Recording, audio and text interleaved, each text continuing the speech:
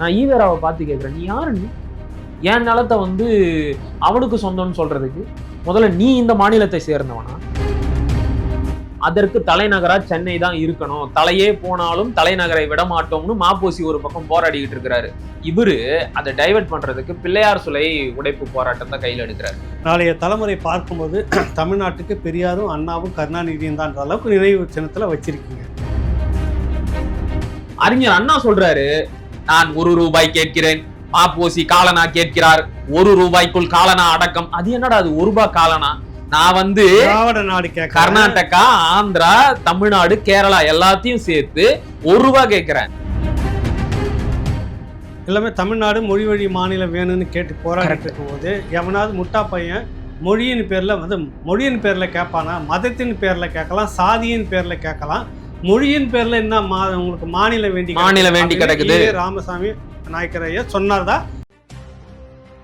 பொங்கு தமிழ் 2025 தமிழ் மக்களின் அபிலாசைகளை கேட்காமல் இலங்கையின் ஒற்றை ஆட்சிக்குள் எம்மை உட்படுத்திய பிரித்தானிய அரச குடும்பத்திடமும் அதன் அரசாங்கத்திடமும் மற்றும் சர்வதேச நாடுகளிடமும் சர்வதேச கண்காணிப்பின் கீழ் பொது வாக்கெடுப்பை நடாத்த கோரி எதிர்வரும் நவம்பர் 9, 2025 ஞாயிற்றுக்கிழமை காலை 10 மணி முதல் பிற்பகல் 1 மணி வரை மெல்பர்ன் மாநகரின் பெடதேசன் சதுர்க்கத்தில் ஆஸ்திரேலிய தமிழ் பல்கலைக்கழக மாணவர்களால் ஏற்பாடு செய்யப்பட்டு அனைத்து மக்களின் பங்களிப்புடன் பொங்கு தமிழ் எனும் மாபெரும் மக்கள் எழுச்சி நிகழ்வு நடைபெற உள்ளது.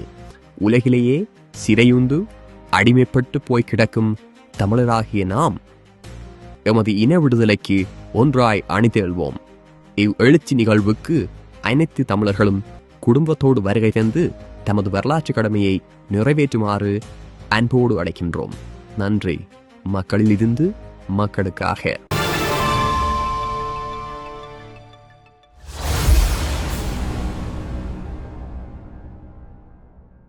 ராவணா பார்வையாளர்கள் அனைவருக்கும் வணக்கம். நெற்றிக்கண் வலையொலி தம்பி மகிழன் அசோடு நம்ம சந்திக்கிறோம். வணக்கம். வணக்கண்ணே. வணக்கம். நாளை தமிழ்நாடு நாள். ஆமாம், நவம்பர் 1 மிக பெரும் தியாகங்களை செய்து உருவாக்கப்பட்ட அந்த நாள். ஆனால் திமுக அரசு சார்பாக ஜூலை 18 தான் தமிழ்நாடு நாள் அப்படின்னு ஒரு பெரிய குழப்படியை செய்து வச்சிருக்கு. இங்கேருந்தே நம்ம போயிடலாம். ஏன் அந்த ஜூலை 18 அப்படின்னு அவங்க முடிவுக்கு வராங்க திமுக? அது எந்த விதத்தில் சரியானது? உண்மையான வரலாற்றை மறைக்க பார்க்குறாங்க. 2வது, எங்களை விட்டா இந்த தமிழர்களுக்கும் தமிழ்நாட்டுக்கும் போராட வேண்டியது வேற யாருமே இல்லை அப்படின்னு காட்ட முயற்சிக்கிறாங்க. இப்ப நீங்க சொன்ன மாதிரி நாளைக்கு நவம்பர் 1 தான் தமிழ்நாடு நாள். ஆனா திமுக ஆட்சிக்கு வந்த உடனே ஜூலை 18 தமிழ்நாடு நாளா அறிவிச்சாங்க. ஏன்னா அறிஞர் அண்ணா அவர்கள் அந்த தேதியில தான் தமிழ்நாடு சட்டமன்றத்துல இந்த மெட்ராஸ் மாகாணத்திற்கு தமிழ்நாடுன்னு பேரு வச்சு தீர்மானம் நிறைவேற்றினாரு. தாய்க்கு பெயர் சூட்டிய தனையன் அப்படின்னு எல்லாம் பெருமை பேசி அந்த நாளையே தமிழ்நாடு நாளா கொண்டாட ஆரம்பிச்சாங்க.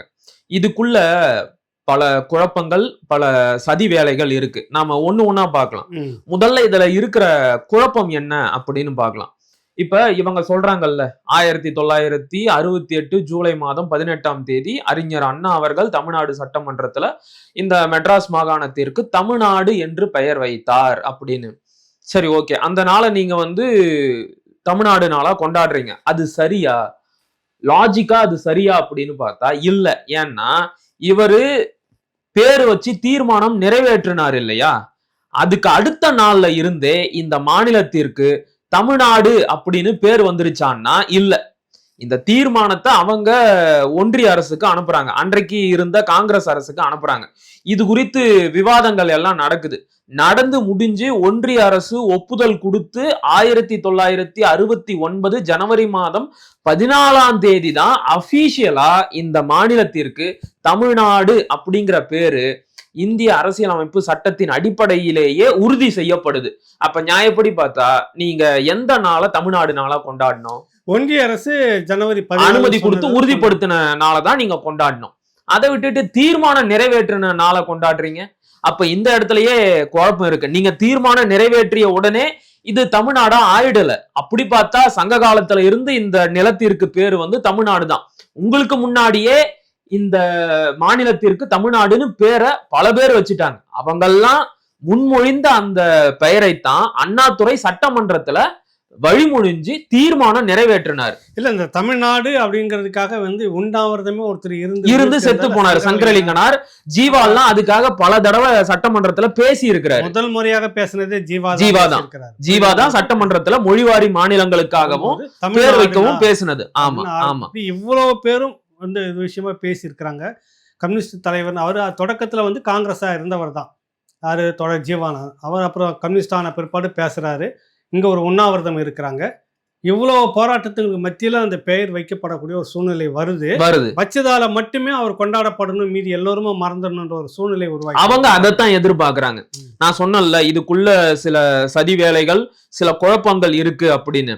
இவங்க திட்டம் போட்ட சதி தான். நாங்க தான் போராடணும், நாங்க தான் பேர் வச்சோம். மற்ற யாருமே இதுக்காக போராடல. இது ஐயக்கத்தனம் இல்லையா? பச்சை அயோக்கியத்தனம். எத்தனை பேரோட தியாகத்தை மறைச்சிருக்கிறாங்க தெரியுமா? சரி, நீங்க தியாகத்தை மறைச்சது கூட நாம மன்னிச்சு விட்டுறலாம், ஏன்னா அதுதான் உங்களுடைய வரலாறு. ஆனா நீங்க இந்த மொழிவாரி மாநிலமாக தமிழ்நாடு பிரிவதற்கு என்ன பங்களிப்பு செஞ்சீங்க, என்ன போராட்டத்தை நடத்துனீங்க அப்படின்னு எடுத்து பார்க்கும் போதுதான் உங்களுடைய துரோகம் வெளிப்படுது. ஒருவேளை இவங்க நவம்பர் 1ஆம் தேதியை தமிழ்நாடு நாளா அறிவிச்சு அதை அரசு முறை கொண்டாட்டமாக முன்னெடுத்தாங்கன்னு வைங்க, அது தொடர்பான வரலாற்றை மக்கள் படிக்க வேண்டிய நிலைக்கு தள்ளப்படுவாங்க. அப்படி தள்ளப்பட்டாங்கன்னா ஈவேராவும் அறிஞர் அண்ணாவும் இந்த தமிழ்நாடு மொழிவாரி மாநிலமாக பிரிவதற்கு எதிராக என்னெல்லாம் பேசினாங்க, என்னெல்லாம் செஞ்சாங்க என்பது இந்த மக்களுக்கு தெரிய வந்துடும். அது தெரிஞ்சிடக்கூடாது என்பதற்காகத்தான் இந்த நவம்பர் 1 அப்படியே மூடி மறைச்சிட்டு, அதற்கு பின்னாடி இருந்த தலைவர்களோட தியாகத்தை எல்லாம் மூடி மறைச்சிட்டு இந்த ஜூலை 18 கொண்டு வந்தாங்க.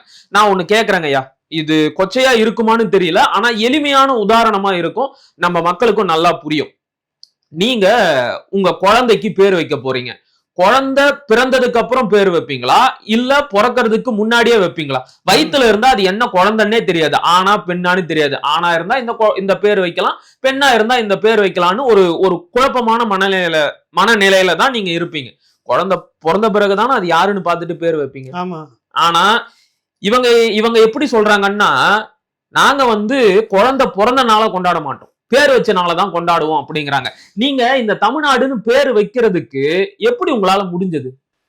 இத்தனை பேர் போராடி இருக்காங்க, தொடர்ந்து கோரிக்கை இருக்குது. இதுக்கு முன்பாகவே தம்பி பாரதியார் காலகட்டத்திலேயே செந்தமிழ் நாடுன்னு போதினிலே பாட்டே வந்துருச்சு. நீங்க ஏன் வந்து பாரதியாரை எடுக்கிறீங்க? ஊவேசாவோட என் சரித்திரம் படிச்சிருக்கிறீங்களா? பல இடங்கள்ல அந்த என் சரித்திரத்துல தமிழ்நாடு தமிழ்நாடு தமிழ்நாடுன்னு அவர் குறிப்பிட்டு இருப்பாரு. எல்லா தலைவர்களும் எல்லா புலவர்களும் தமிழ்நாடு அப்படிங்கிற பெயரை பயன்படுத்தி இருக்கிறாங்க. நான் கேட்கறது அது இல்லைன்னு, 1968 ஜூலை 18ஆம் தேதி அறிஞர் அண்ணாவால இந்த மாநிலத்திற்கு எப்படி தமிழ்நாடு அப்படிங்கிற பேரை வைக்க முடிஞ்சது? ஏன் அதுக்கு முன்னாடி முடியல? ஏன் 39ல முடியல?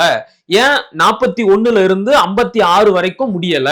இந்த கேள்விக்கான பதில தான் இந்த திராவிட கூட்டம் இந்த தமிழ்நாட்டிற்கும் தமிழ் மக்களுக்கும் செய்த சதி வேலைகள் ஒளிஞ்சிருக்கு. இப்ப சதி வேலையில ஒண்ணுதான் எல்லாமே தமிழ்நாடு மொழி வழி மாநிலம் வேணும்னு கேட்டு போராடிட்டு இருக்கும் போது எவனாவது முட்டா பையன் மொழியின் பேர்ல கேட்பானா? மதத்தின் பேர்ல கேட்கலாம், சாதியின் பேர்ல கேட்கலாம். மொழியின் பேர்ல என்ன உங்களுக்கு மாநிலம் வேண்டி கிடக்குது. ராமசாமி நாயக்கர் ஐயா சொன்னார்தான் பதிவு அவருடைய புத்தகத்திலே. மதத்தின் பெயரில் கேட்கலாம், சாதியின் பெயரில் கேட்கலாம். சொல்றேன், முட்டாப்ப யாராவது வந்து மொழியின் பெயர்ல கேட்கலாமா அப்படின்னு சொல்லிட்டு சொல்லிருக்கிறாங்க. அத வந்து ஒண்ணா பார்க்கலாம், தொடக்கத்துல இருந்து பார்க்கலாம். முதல்ல தமிழர்களுக்கு மொழிவாரி மாநிலமாக பிரிய வேண்டிய எண்ணம் எப்ப வந்துச்சு அப்படின்னா 1938 முதல் இந்தி எதிர்ப்பு போராட்டத்தின் போது. ஆனா நமக்கு முன்னாடியே ஆந்திரர்கள் தனி மொழிவாரி மாநிலம் கேட்டு போராட ஆரம்பிச்சுட்டாங்க. 1910ல இருந்தே அவங்க தனி மொழிவாரி மாநிலம் கேட்டு போராடிக்கிட்டு இருக்கிறாங்க. 10ல தொடங்குறாங்க, 19ல போராட தொடங்குறாங்க, 22ல ஒரு பெரிய போராட்டம் நடக்குது. இப்ப இந்த இதுக்கு முன்பாக கிடைக்கிறதுக்கு முன்பாகவே வந்து பொட்டி ஸ்ரீராமுலு சென்னையில அவர் தங்கியிருந்த வீட்டுல உண்ணாவிரதம் இருக்கிறாரு. இருந்து அவர் மரணிச்சு போறாரு. பெரும் கலவரம் வருது. அந்த கலவரத்திலையும் தமிழர்கள் பாதிக்கப்படுறாங்க. Correct. தமிழுடைய சொத்துக்கள்லாம் பாதிக்கப்படுது. அன்னைக்கு இருந்த நேரு, சுதந்திரத்துக்கு பிறகு இருந்த நேருவோட ஆட்சி பெரும் கலவரமாகி போச்சு. உயிர் பலியெல்லாம் வருது. வேற வழியில மொழி வழி மாநிலம் ஒத்துக்கிறேன்னு சொல்லிட்டு அறிவிக்குது. 56ல. இப்ப நீங்க இவ்வளவு சுருக்கமா முடிச்சிட்டீங்களா? நான் கொஞ்சம் விரிவா சொல்றேன். 38ல இந்திய எதிர்ப்பு போராட்டம் ரொம்ப தீவிரமா நடக்குது. அன்றைக்கு இருந்த பல தமிழ் தலைவர்கள், பல தமிழ் அறிஞர்கள் எல்லாம் என்ன சொல்றாங்கன்னா, இனி இதை சகிச்சுக்க முடியாது, எதிர்காலத்திலையும் இதே மாதிரி இவங்க இந்திய திணிப்பாங்க, அதனால நாம முழு சுயாட்சி பெற்ற ஒரு தனி மாநிலமாகவோ அல்லன்னா ஒரு தனி நாடாகவோ பிரியணும் அப்படின்னு சொல்லி தீர்மானம் நிறைவேற்றி போராட தொடங்குறாங்க. இந்திய எதிர்ப்பு போராட்டத்தோட இடையில இந்த போராட்டமும் நடந்துச்சு.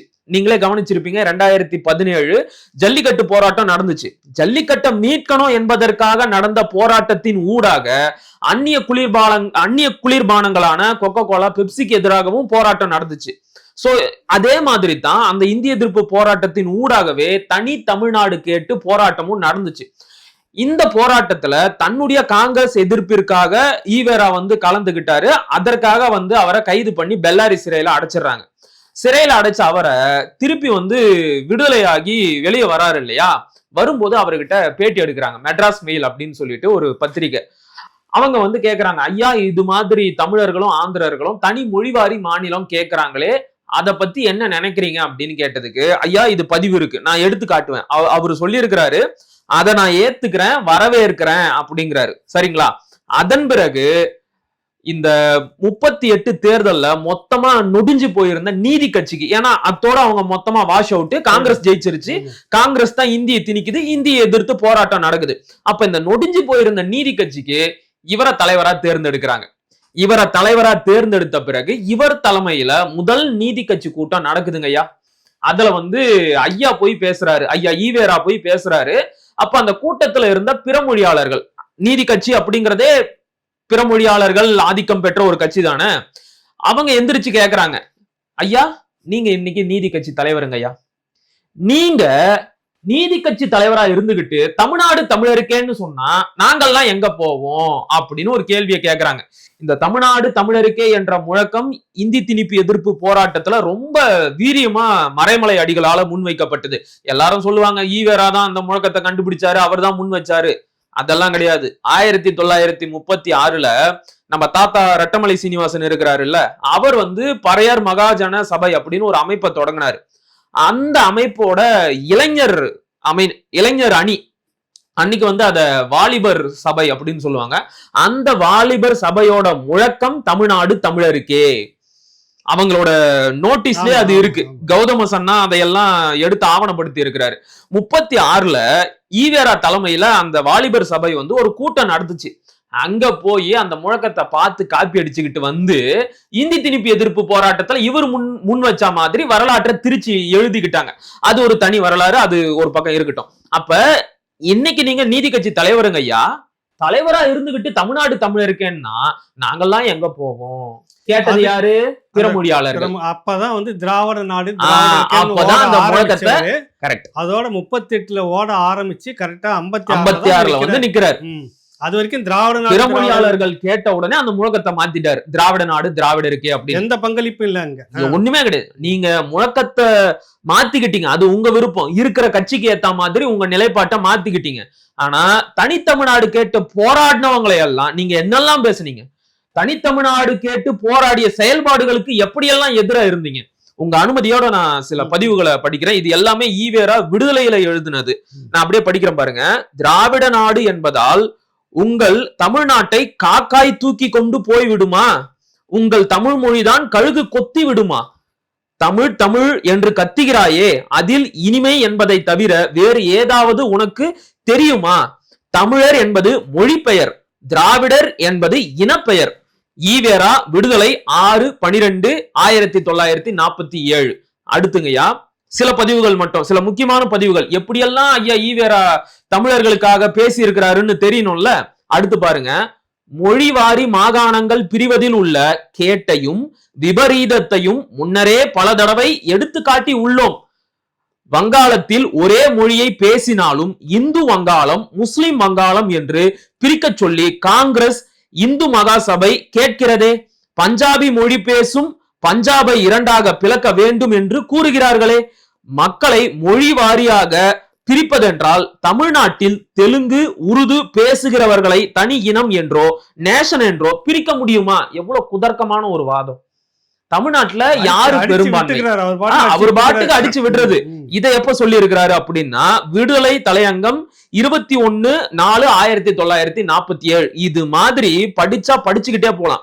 அடுத்து பாருங்க, திராவிடர் என்று கூறுவதால் கோபம் வருவானேன்? உனக்கு ஏன் கோபம் வருது? திராவிடர் என்பது என்ன? நாங்கள் கற்பித்த பெயரா? ஆரியர் என்ற பெயர் தோன்றிய போதே அன்றே ஏற்பட்ட பெயர் திராவிடர். மனு தர்ம சாஸ்திரத்தில், ராமாயணத்தில், பாகவதத்தில் ஆதாரம் காட்டுவேன். இன்று வரை நடந்து வருவது ஆரிய திராவிடர் போராட்டமே அன்றி வடமொழி தென்மொழி போராட்டம் அல்ல. சென்னை கோகலே ஹாலில் 6/12/1947 ஈவேராவின் பேச்சு. இது அப்படியே விடுதலையில 8/12/1947 வந்திருக்கு.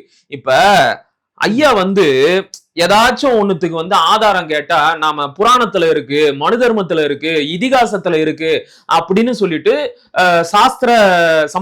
சாஸ்திர சம்பிரதாயம் பேசுற ஆச்சாரியார்கள் புலவர்கள் தூக்கிட்டு வருவாங்க.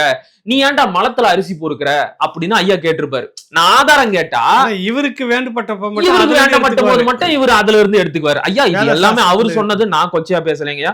அப்ப இவருக்கு தேவைப்பட்ட போது இவரும் அதே வேத சாஸ்திர புராண இதிகாச மலத்துல இருந்து அரிசியை பொறுக்கிக்கலாமா?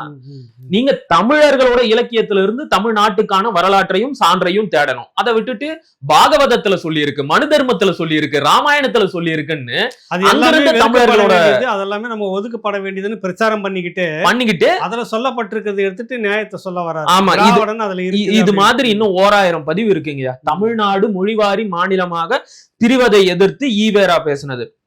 நம்ம அறிஞர் அண்ணா இந்த அளவுக்கு எல்லாம் போல, ரொம்ப சுருக்கமா முடிச்சிட்டாரு. அதே காலகட்டத்துல, இந்த 47 காலகட்டத்துல நம்ம மாப்போசி இருக்கிறாருல்ல, அவர் தமிழரசு கழகம் தொடங்கி முழு சுயாட்சி பெற்ற மொழிவாரி மாநிலமாக தமிழ்நாடு தனி நாடாக பிரிய வேண்டும். அங்கதான் இந்த முழு சுயாட்சி பெற்ற என்பதற்கு என்ன விளக்கம்ன்றத நான் பின்னாடி சொல்றேன்.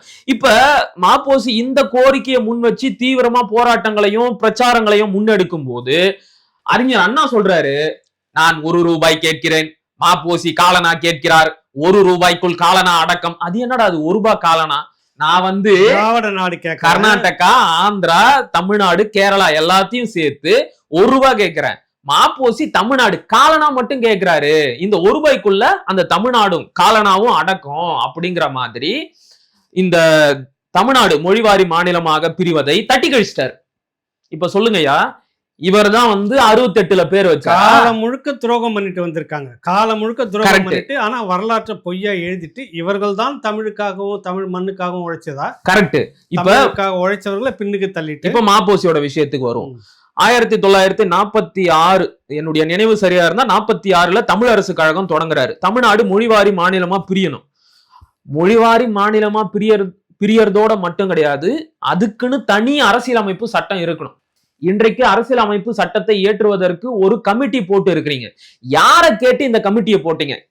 நான் படிச்ச வரைக்கும் இந்த கேள்வியை கேட்ட ஒரே ஆண்மகன், ஒரே தலைவன் மாப்போசி மட்டும்தான். எங்களுக்கெல்லாம் அரசியல் அமைப்பு சட்டம் ஏற்றணும் அப்படின்னு சொல்லிதான் நீ ஒரு கமிட்டி போட்டிருக்கிற. எங்க கிட்ட கேட்டியா? நாங்க ஓட்டு போட்டு அந்த கமிட்டியை தேர்ந்தெடுத்தோமா?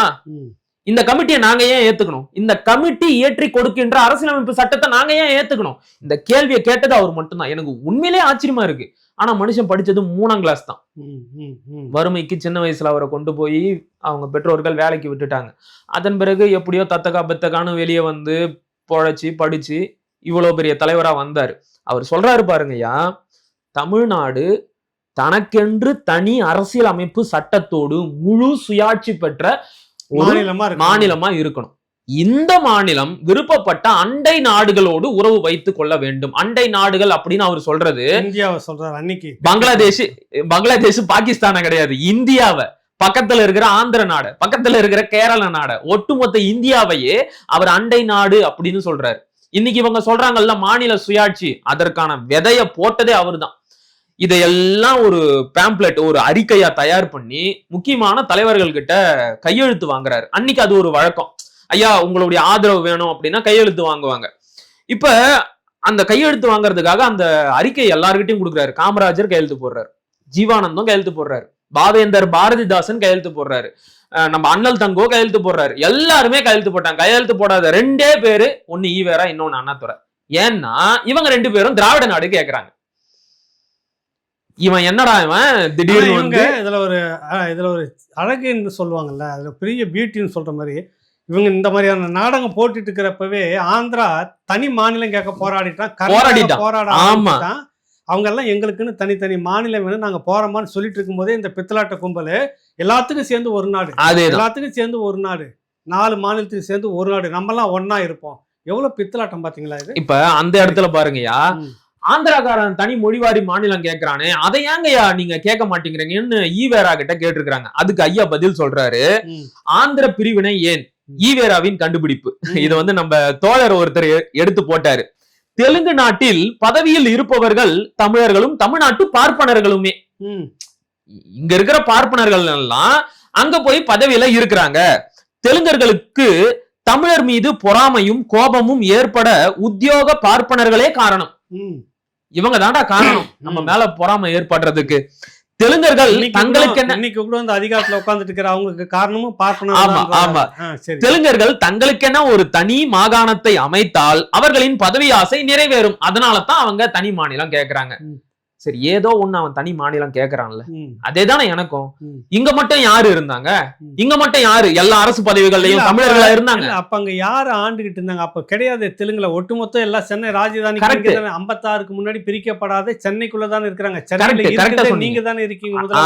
சரியான இடத்துக்கு வந்தீங்க. இப்ப தானே இருக்கிறாங்க. ஐயா சொல்றாரு இல்ல, ஆந்திராவில இருக்கிற அரசு பதவிகள்ல எல்லாம் பார்ப்பனர்களே இருக்கிறாங்க. அந்த கோவத்துலதான் ஆந்திரர்கள் தனி மொழிவாரி மாநிலம் கேக்குறாங்க அப்படின்னு. இப்ப அதே ஆத்திரம் எனக்கு வராதா? இது என் மாநிலம் என்ன ஒரு தடவையாச்சும் இந்த நீதி கட்சி ஆட்சியில முதலமைச்சர் ஆகுனியா? அப்ப இவங்களோட இருக்கிறதுனால தானே நான் வந்து இப்படி முதலமைச்சர் ஆக முடியாம இருக்கிறேன். நான் வந்து தனி மாநிலம் ஆயிட்டா தமிழர்கள் முதலமைச்சர் ஆகலாம்ல, அப்படிங்கிற முடிவுல நாங்க தனி மாநிலம் கேட்கலாம்ல. அவன் கேட்டா சரி, நீ கேட்டா தப்பு. நீ கேட்க கூடாது. என்னங்கய்யா நியாயம் இது? சரி, இதுல இந்த உங்களுடைய பித்தலாட்டம்லாம் தெரியுது, எக்ஸ்போஸ் ஆகட்டும், இந்த தலைமுறை தெரிஞ்சுக்கிட்டோன்னு. இன்னொரு விடயம், இங்க வந்து சங்கரலிங்கனார் ஐயா வந்து உண்ணாவிரதம் இருக்கிறார், உயிர் தியாகம் பண்றாரு. அதே போல இங்க வந்து ஆந்திர மாநிலத்துக்காக பொட்டி ஸ்ரீராமுலு உண்ணாவிரதம் இருக்கிறார், உயிர் தியாகம் பண்றாரு. அந்த பொட்டி ஸ்ரீராமுல இன்னைக்கு ஆந்திர அரசு, தெலுங்கானா உள்ளிட்ட எல்லாருமே மிக பிரம்மாண்டமாக அவரை கொண்டாடுறாங்க. ஊரினுடைய மையத்துல அவருக்குன்னு ஒரு எந்த நிகழ்ச்சி நிரல், எந்த கட்சி தொடங்கினாலும் அங்க போய் அவர் சிலைக்கு முன்னாடி ஒரு பொது மனிதராக அவரை வந்து பாவிக்கிற அளவுக்கு இங்க எப்படி ஈவேராவை வச்சிருக்கிற மாதிரி அங்க வந்து அவர் வச்சிருக்கிறாங்க. முக்கியமான எல்லை பகுதிகளில் அவர் எல்லைச்சாமி மாதிரி இன்னைக்கும் இருந்துட்டு இருக்கிறாரு. அவர் பேர்ல ஒரு மாவட்டமும் இருக்குது. பொட்டி ஸ்ரீராமுலு தவிர்த்து விட்டு ஆந்திர பிரதேசத்துல எந்த ஒரு தலைமையும் எந்த அரசியலும் தொட முடியாது. அவர் தொட்டு வணங்கிட்டு தான் போகணும் அப்படின்ற மாதிரி கொண்டு வந்து நிறுத்திருக்கிறாங்க. முன்னிலைப்படுத்தி வச்சிருக்கு இந்த நிமிடம் வரைக்கும். இங்க சங்கரலிங்கனார் ஐயா உண்ணாவிரதம் இருந்தாரு, தமிழ்நாடு வேணும்னு கேட்டு செத்து போனார்ல, எப்படி வச்சிருக்கு இந்த திராவிடம்? இப்ப சரியான கேள்வியை கேட்டீங்க. சங்கரலிங்கனாரோட சமாதி எங்க இருக்கு? நான் வந்து நம்முடைய உறவுகள் கிட்ட அந்த கேள்வியை முன்வைக்கிறேன். உங்களால முடிஞ்சா கூகுள்ல தேடி அந்த சமாதி எப்படி இருக்குன்னு கண்டுபிடிங்க, பார்க்கலாம். கிடைக்கும். 1-2 புகைப்படம் இருக்கு. எப்படி இருக்குன்னு மட்டும் பாருங்க.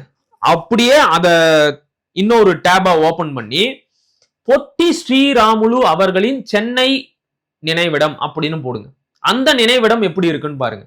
இதே சென்னை மயிலாப்பூர்ல பொட்டி ஸ்ரீராமுலுவுக்கு ஆந்திர அரசு மிகப்பெரிய அளவிற்கு நினைவிடத்தை ஏற்படுத்தி தெலுங்குல போர்டு வச்சிருக்கிறாங்க. பொட்டி ஸ்ரீராமுலு அமரஜீவி பொட்டி ஸ்ரீராமுலு நினைவிடம். தமிழ்நாட்டை இருமொழி கொள்கை தான் நடைமுறையில இருக்கு. ஒண்ணு தமிழ், இன்னொன்னு ஆங்கிலம். தெலுங்குல பலகை வைப்பதற்கு யாருகிட்ட அவங்க அனுமதி வாங்கினாங்க? தமிழ்நாடு அரசு கிட்ட வாங்கணும். அனுமதி கடிதம் கொஞ்சம் கொடுத்தீங்கன்னா நல்லா இருக்கும். யாரை கேட்டு அந்த இடத்துல தெலுங்குல பெயர் பலகை வைக்கப்பட்டு இருக்கு? அப்ப அவங்களுக்கு இன்னமும் ஒரு எண்ணம் இருக்குங்கய்யா, சென்னை தெலுங்கர்களுக்கு சொந்தம். அவங்க கேட்டாங்களே தமிழர்களுக்கு. அது அந்த காலத்துல கேட்டது மதராஸ் மனதே அப்படின்னாங்க. ஆனா இப்ப இன்னைக்கு தமிழ்நாடு மனதே தமிழ்நாடே எங்களுதுதான் அப்படிங்கிற முடிவுக்கு வந்துட்டாங்க. அப்ப அவனுடைய மாநிலம், அவங்க ஆந்திரா வந்து தனி மாநிலமா பிரியணும்னு உண்ணாவிரதம் இருந்து போராடி உயிர் நீத்த பொட்டி ஸ்ரீராமுலுவிற்கு அவங்க ஊர்லயும் சில, தமிழ்நாட்டிலையும் தமிழ்நாட்டோட தலைநகர்லயும் நினைவிடம், ரொம்ப சிறப்பா பராமரிக்கிறாங்க. அது ஆந்திர அரசோட கட்டுப்பாட்டுல இருக்கு. ஆனா தமிழ்நாட்டுக்கு தமிழ்நாடுன்னு பேரு வைக்கணும்னு உண்ணாவிரதம் இருந்து இறந்து போன சங்கரலிங்கனாரோட நினைவிடம் எங்க இருக்குன்னு கொஞ்சம் தேடி பாருங்க. ஏதோ ஒரு புக்ல இருக்கு. அவர் வீட்டையும் கண்டுக்கல, அவருடைய நினைவிடத்திலையும் கண்டுக்கல. இப்படி ஒருத்தர் இருந்தாருன்றதுக்கான வரலாற்று பூர்வமான தகவல் எந்த பாடத்திட்டத்திலையும் வைக்கல. அவரை பத்தி கொண்டாடுவதற்கு இந்த தமிழ்நாடு அரசு ஆண்டுதோறுமாவது அவருடைய நினைவு இடத்துக்கு போயிட்டு இந்த மாதிரிலாம் செய்யணும் அப்படின்னு சொல்லக்கூடிய ஒரு பெரிய மரியாதை செய்யறதுன்னா அதுவும் செய்யலைன்னா இவங்கெல்லாம் யார் அப்படின்னு கேள்வி வருதா இல்லையா? இதத்தான் பாருங்க, அவனோட வரலாற்றை எப்படி பாதுகாத்து வச்சிருக்கிறான். நீங்க ஏன் இந்த தமிழ்நாடு தனி மொழிவாரி மாநிலமாக பிரிய வேண்டும் என்பதற்காகவும் தமிழ்நாட்டிற்கு தமிழ்நாடுன்னு பேர் வைக்கணும் என்பதற்காகவும் போராடி உயிர் நீத்த தியாகிகளோட வரலாற்றையும் அவங்களோட நினைவிடத்தையும் பாதுகாக்கல? ஏன்னா நீங்க யாரும் தமிழர்கள் இல்ல. சோழ மன்னருடைய நினைவு இடம் கண்டுபிடிக்கப்பட்ட பிறகும் கூட அது கேள்விக்குறியா அப்படியே விட்டாச்சு. மற்றபடி இந்த மாதிரி தமிழர் தடங்கள் எங்கெங்கெல்லாம் கிடைக்கிறதோ இன்ன வரைக்கும் கேள்விக்குறியாவே விட்டு வச்சுட்டீங்க. உங்களுக்கு உண்டான வரலாறுகளை மட்டும் எழுதி முதன்மைப்படுத்திட்டு அது பெரிய நினைவிடம் மண்டபம் எல்லாத்தையும் கொண்டுட்டு வரீங்க. நாளைய தலைமுறை பார்க்கும்போது தமிழ்நாட்டுக்கு பெரியாரும் அண்ணாவும் கருணாநிதியும் தான்ற அளவுக்கு நினைவு சின்னத்துல வச்சிருக்கீங்க. இது ஏன் இந்த எண்ணம் ஏன் வருது இவர்களுக்கு? ஏன்னா அதான் சொன்னனே, இவங்க அந்நியர்கள். முதல்ல அதான் நாம வெளிப்படையா ஒத்துக்கணும். இவங்க ஆட்சி அதிகாரத்தில் இருப்பவர்கள் யாருமே தமிழர்கள் இல்ல, நமக்கானவர்கள் இல்ல. அப்படியும் சொல்லலாம். இந்த இனத்திற்கானவர்கள் அல்ல, இந்த இனத்தை சேர்ந்தவர்களும் அல்ல, இந்த இனத்தை அடக்கி ஆண்டு கொண்டு இருப்பவர்கள். இப்ப நீங்க தமிழர்களோட வரலாற்றை பாதுகாத்து வைத்தால் ஒரு கட்டத்துக்கு மேல தமிழர்கள் தங்களோட வரலாற்றை படித்து மீள எழுச்சி கொள்ளுவாங்க. அது இவங்களோட ஆதிக்கத்திற்கு ஆபத்து. புரியுதா? என்னைக்கா இருந்தாலும் தமிழன் தன்னுடைய வரலாற்றை படித்து அந்த வரலாற்று நினைவு சின்னங்களை எல்லாம் பார்த்து விட்டால், ஓஹோ நாம இவ்வளவு பெருமையான வரலாற்றிற்கு சொந்தக்காரங்களா, இது நம்ம நாடாச்சே, இவங்க யாரு நம்மள ஆண்டுகிட்டு இருக்கிறாங்க அப்படிங்கிற எண்ணம் தமிழர்களுக்கு வந்துருச்சுன்னு வைங்க. இப்ப ஆட்சி அதிகாரத்துல இருக்கிற அந்நியர்களுக்கு அது பெரிய ஆபத்தாயிரும். அதனாலதான் இவங்க நம்முடைய வரலாற்றை மூடி மறைக்க பாக்குறாங்க. இவங்களோட வரலாற்றை மட்டுமே கொண்டு முன்னாடி நிறுத்த பாக்குறாங்க. இப்ப நான் சொன்னது எல்லாமே ஆதாரபூர்வமானது. இப்ப ஈவேரா இப்படி எல்லாம் பேசினாரு, அண்ணாதுரை இப்படி எல்லாம் பேசினாருன்னு ஆதாரபூர்வமா நான் சொல்லிட்டேன். இதற்கெல்லாம் திராவிட தலைவர்களோ திராவிட இயக்கத்தவர்களோ என்ன பதில் சொல்றாங்க? பதில் இது வரைக்கும் சொன்னதில்லை. ஆனா இனவெறியர்கள் சொல்றாங்க தமிழர்களை. இந்தியாவிலே முதல் மொழி வழி மாநிலம் அப்படின்னு ஒரு இனவெறியோடு ஒரு மாநிலம் வேணும்னு குரலை கொடுத்ததே தெலுங்கு தான். ஆமா, புரியுதா? ஆமா. நான் என்ன சொல்றேன்னா, அப்படி சுதந்திரத்துக்கு முன்னாடியே அப்படி இவர்கள் என்னை இனவெறியர்கள் அப்படின்னு சொன்னாங்கன்னா நான் பெருமையை ஏத்துக்கிறேன். எனக்கு அது பெருமைதான். இந்த ரெண்டு பேரும் உட்காந்து பேசுறதுக்கு ஒரு அம்மாவுக்கு கோபம் வரும். இந்த நிகழ்ச்சி பார்த்தோன்னு பாக்கட்டும், அது வேற விஷயம். இப்ப நவம்பர் 1 கர்நாடகத்துல பாத்தீங்கன்னா கடந்த முறை நாங்க போயிருந்தோம். ஒரு மாதம் முழுக்க நிகழ்ச்சி இருக்கக்கூடிய இளைஞர்களும் அரசியல் கட்சி தலைவர்களும் எல்லா பெரும் தொழிலதிபர்கள் சாதாரண கடை வரைக்கும் போன உடனே அவங்களுக்கு நிதி கொடுத்தணும். ஏன்னா மாநிலத்தினுடைய பிரிந்த நாள் இன்னைக்கு நவம்பர் 1 கர்நாடக நாள்னு சொல்லிட்டு மிக பிரம்மாண்டமான ரோட்ல ஓப்பன் பிளேஸ்ல திருவிழா நடக்கும். ஆட்டம் பாட்டம் கொண்டாட்டம், அந்த மாநில கொடியை எடுத்துக்கிட்டு அவ்வளவு பெரிய ஊர்வலம் தான் இருக்கும். நீ உலகத்துக்கே நாங்க தான் சுயமரியாதையை கொடுக்குறோம்னு சொல்ற, உனக்கு ஒரு சொந்த கொடி வச்சுக்கிறதுக்கு துப்பு இல்லை, யோக்கியது இல்லை, கொத்தடிமையா நீ தான் இருந்துட்டு இருக்கிற. டெல்லியினுடைய கொத்தடிமை நீங்க. அவன் துணிச்சலா கொடியை வச்சுட்டு பிரம்மாண்டமான நிகழ்ச்சி நடத்துறாங்க. கேரளாவில் அதே போல தான் நடந்துகிட்டு இருக்குது. ஆந்திராவிலையும் அதுதான். நாங்கள் இன்னைக்கு பிறந்துட்டோம் அப்படின்றதுக்காக அந்த இது கொண்டு வந்தாங்க. தமிழ்நாட்டில் மட்டும் ஏன் அந்த நிகழ்ச்சி நடத்த ஒரு காலமும் நடக்க மாட்டேங்குது? ஏன்னா முன்னாடியே சொன்ன மாதிரி இந்த நவம்பர் 1 தமிழ்நாடு நாளாக கடைபிடித்தால் அந்த நாள் தொடர்பான வரலாற்றை பேசணும், எழுதணும், தேடுவாங்க எல்லாம் பார்ப்பாங்க. அப்படின்னா இவங்க குட்டெல்லாம் உடஞ்சு போயிடும்ல. என்னடா இவங்க இவ்வளவு துரோகம் பண்ணிட்டு இன்னைக்கு நம்மள ஆண்டுகிட்டு இருக்கிறாங்களே அப்படின்னு மக்கள் எல்லோரும் கேள்வி கேட்பாங்கல்ல. இப்ப நீங்களே சொல்லுங்கய்யா, தமிழ்நாடு தனி மாநிலமாக பிரிய வேண்டும் என்ற கோரிக்கை எப்போது முதலில் எழுந்தது அப்படின்னு வரலாற்றை பதிவு செய்யணும். தமிழ்நாடு நாள்னு ஒண்ணு கொண்டாடுற, அப்ப தமிழ்நாடு தனி மாநிலமாக பிரிய வேண்டும் என்ற கோரிக்கையை யார் முதலில் எப்போது எழுப்பினார்கள், எப்போது இருந்து தமிழ் மக்கள் மத்தியில் இந்த கோரிக்கை எழுந்தது, யார் யாரெல்லாம் அந்த கோரிக்கைக்கு ஆதரவாக இருந்தார்கள் அப்படிங்கிற வரலாற்றை வரிசையா பதிவு செய்யணும்ல. அப்படி பதிவு செய்ய ஆரம்பிச்சா 38ல இருந்து தொடங்காது. அன்றையில இருந்து தமிழ் தலைவர்கள் எப்படியெல்லாம் போராடினாங்க, திராவிட தலைவர்கள் எப்படியெல்லாம் அதற்கு வஞ்சகம் செஞ்சாங்க என்பதெல்லாம் இந்த மக்களுக்கு தெரிய வந்துடும். அதனால இவங்க இந்த நவம்பர் 1 மட்டும் கொண்டாடவே மாட்டாங்க. ரெண்டாவது, இந்த கொடி விஷயத்துக்கு வரலாம். கர்நாடகா மாநிலம் அதற்கென்று ஒரு கொடியை வச்சிருக்குல்ல, தமிழ்நாட்டுக்குன்னு ஒரு கொடியை மாப்போசி உருவாக்குனார்ல, அன்றைக்கு அந்த கொடியை ஏத்தவும் தமிழரை செஞ்சாங்க. உருவாக்குனாரு, அதெல்லாம் நாங்க எடுத்துக்க மாட்டோம். சரி, உங்க கருணாநிதி ஒரு கொடியை உருவாக்குனாருல்ல, அது எங்க போச்சு? ம். அது எங்க போச்சு? ஏன் அந்த கொடியை ஆளையா காணோம்? சரி, டெல்லி எங்களுக்கு கோச்சுக்கும், மந்திரி பதவியில சீட்டு கொடுக்காது. அப்ப நீங்கெல்லாம் என்ன மாநில சுயாட்சி பேசுறீங்க? ம். எந்த மாநில சுயாட்சியும் பேசாத கர்நாடகாவும் ஆந்திராவும் தங்களுக்குன்னு ஒரு கொடியை வச்சிருக்கிறாங்க. அவங்களோட மாநிலம் பிறந்த நாளை அவ்வளவு கோலாகலமா கொண்டாடுறாங்க. ஆனா மாநில சுயாட்சி அப்படின்னு வாய் கிழிய முழங்குற நீங்க உங்க மாநிலத்துக்குன்னு என்ன மிச்சம் வச்சிருக்கிறீங்க? என்ன உரிமையை மிச்சம் வச்சிருக்கிறீங்க? இதற்காகவே அவங்க தோற்கடிக்கப்படணுமா இல்லையா? கண்டிப்பா. தமிழர்களால. அதுக்குதான் நான் சொல்றேன், நீங்க நம்முடைய வரலாற்றை படிக்கணும். ம். நம்ம வரலாற்றை படித்தால் மட்டும்தான் இந்த திராவிடர்கள் நமக்கு எப்படியெல்லாம் துரோகம் செஞ்சாங்க, எப்போதெல்லாம் நம்முடைய முதுகில் குத்தினார்கள் என்பது நம்முடைய இன மக்களுக்கு தெரிய வரும். அப்பதான் இவங்க இந்த அந்நியர்களை விரட்டி அடிப்பாங்க. அது வரைக்கும் நாம இப்படியே நம்ம வரலாற்றை பேசிக்கிட்டே இருக்கலாம், எவ்வளவு வேணாலும் பேசலாம். அதனால என்ன பயன்? பயன் களத்துல இருக்கணும். நீங்க படிச்சு யார் துரோகிகள் என்பதை உணரணும். சரி, இவர்கள் ஜூலை 18ன்னு வச்சிருக்காங்கல்ல, அந்த 18 அன்னைக்கு அரசு நிகழ்ச்சிகளா அப்படி இப்படி நடத்துறாங்க. ஆமா அதுவும் ஆமா. இப்ப இந்த மாதிரி நவம்பர் 1 ஒரு பெரிய இருட்டடிப்புக்குள்ள தொடர்ந்து இந்த அரசு செய்துக்கிட்டே இருக்குது. தமிழர்களுக்குன்னு ஒரு அடையாளம் நிரந்தரமா இருக்கக்கூடாது. தமிழர்களுக்கான தமிழ் மாதம் பிறப்பு சித்திரையா தையா, அது ஒரு அது குழப்பம். 2 குழப்பம் வச்சிருக்குது திராவிடம் தான். தமிழ்நாடு நாள் அப்படின்னாக்கா நவம்பர் 1 ஜூலை 18 அப்படின்னு 2 ஆக்கி பிரித்து விட்டுருக்காங்க. இந்த தமிழர்கள் எப்போது தான் திருந்துவாங்க? என்னைக்கு இதை இந்த நமக்கான வரலாற்றை எடுத்துப்பாங்க? இந்த திராவிடத்தினுடைய பொய்யை எப்போ புரிஞ்சுக்குவாங்க? அதுக்கு என்ன பண்ணணும்னு நினைக்கிறீங்க? இப்ப இவங்க நீங்க இந்த தமிழ் வருட பிறப்பை பத்தி சொன்னீங்க இல்லையா? ஒண்ணு தையா சித்திரையா அப்படின்னு. அதுல ஒரு கேலி கூத்து இருக்குங்கய்யா. ஒவ்வொரு ஆண்டும் சித்திரை வருட பிறப்பு வரும்போதெல்லாம் ஒரு பாரதிதாசன் கவிதை அப்படின்னு சொல்லிட்டு ஒண்ணு தூக்கிட்டு வருவாங்க. கவனிச்சிருப்பீங்க. நித்திரையில் இருக்கும் தமிழா, சித்திரை அல்ல உனக்கு புத்தாண்டு அப்படின்னு. அப்படி ஒரு கவிதையை பாரதிதாசன் எழுதவே இல்லை. ஆனா இன்னும் உருட்டிட்டு இருக்கிறாங்க அவங்க.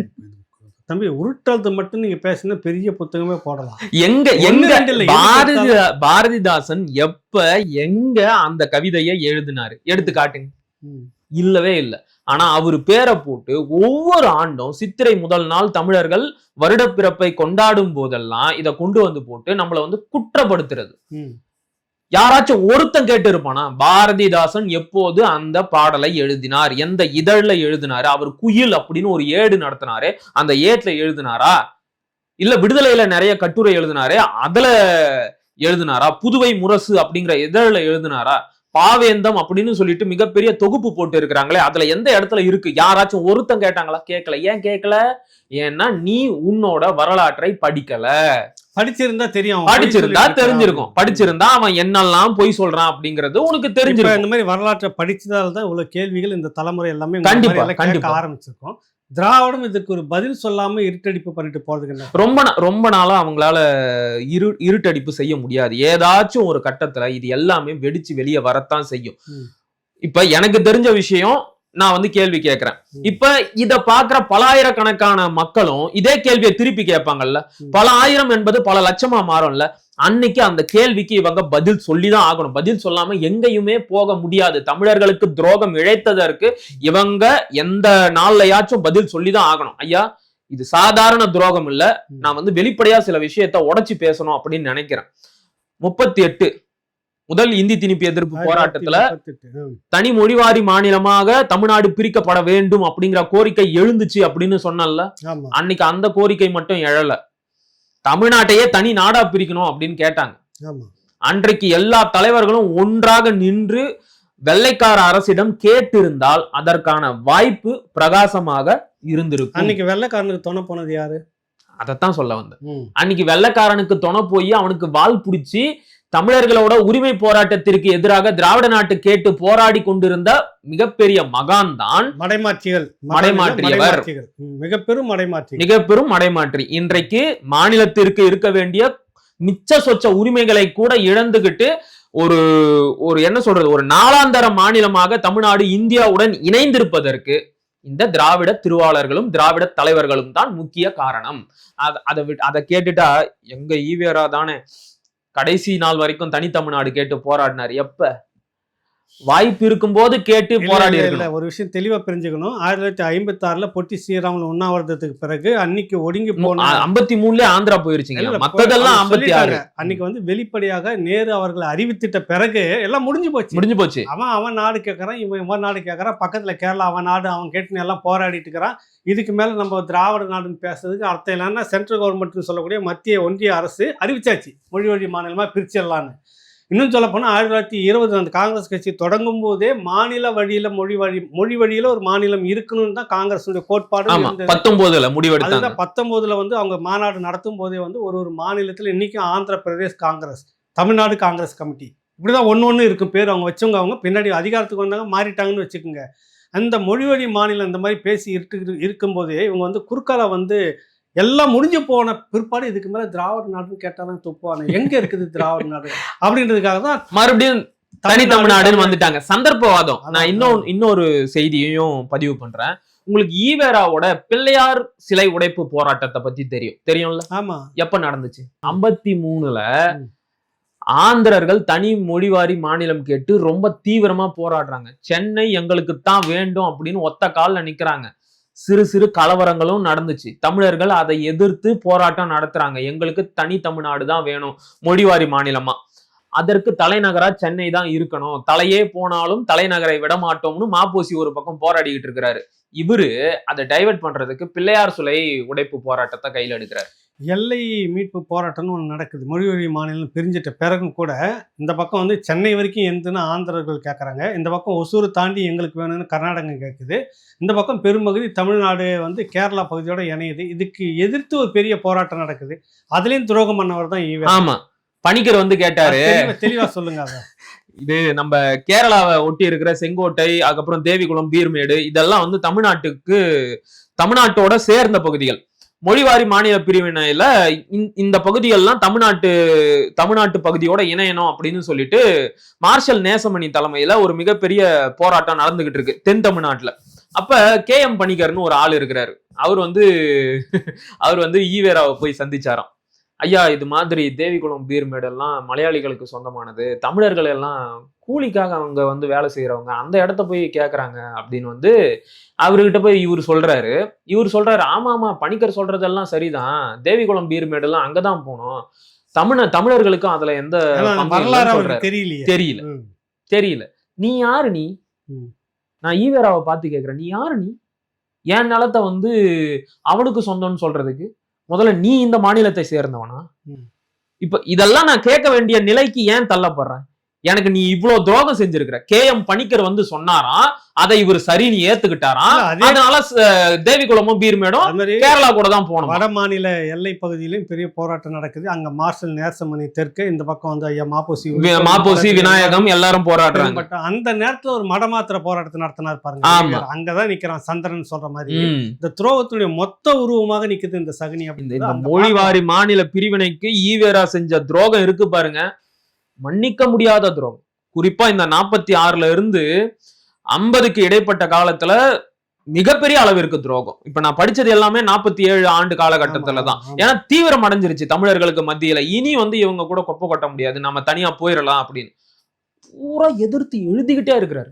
தமிழர் என்பவர் எல்லாம் பித்தலாட்ட கருங்காலிகள். என்ன வார்த்தை இது? இந்த மாதிரி ஆந்திராவில போய் சொல்லிடுவீங்களா? கர்நாடகாவில போய் சொல்லிடுவீங்களா? அங்க போனாரு, திராவிட சொம்பு எடுத்துக்கிட்டு போன உடனே அங்க அடிச்சாங்க. கரெக்ட். இந்த திராவிடம் எல்லாம் தூக்கிட்டு இங்க வராதிங்கன்னு கொலை நடத்துறதுக்குலாம் நடந்து சொல்றாங்கல்ல. உள்ள வந்தா உங்களை வந்து கொன்னுடுவோம் அப்படிங்கிற மிரட்டல் எல்லாம் கூட அவருக்கு ஓடி வந்தவர் தான். 41ல அங்க அந்த சொம்பு வேலை செய்யல. தமிழ்நாட்டுல மட்டும் திராவிடம் சொம்பு. அப்ப தமிழர்கள் நாம எவ்வளவு ஏமாளிகளாக இருந்திருக்கிறோம் அப்படிங்கறத மக்கள் புரிஞ்சுக்கணும். நல்லது, நிறைய கருத்துக்களை சொல்லியிருக்கீங்க. தமிழ் சமூகம் இப்போவாது விழிப்படையட்டும். இன்னும் நம்ம யார் பின்னாடி ஓடிட்டு இருக்கிறோம், யார் அதிகாரத்தின் கீழே நம்ம வந்து கையேந்திக்கிட்டு நிற்கிறோம், நமக்கான அடையாளங்கள், நமக்கான முன்னோர்களுடைய உழைப்பு, ரத்தம் எல்லாமே வீணடிக்கப்பட்டுக்கிட்டு இருக்குதுன்றதை புரிஞ்சுக்கணுன்றதுக்காக தான் இந்த நாள், இந்த பதிவு. ரொம்ப நன்றி. வணக்கம்.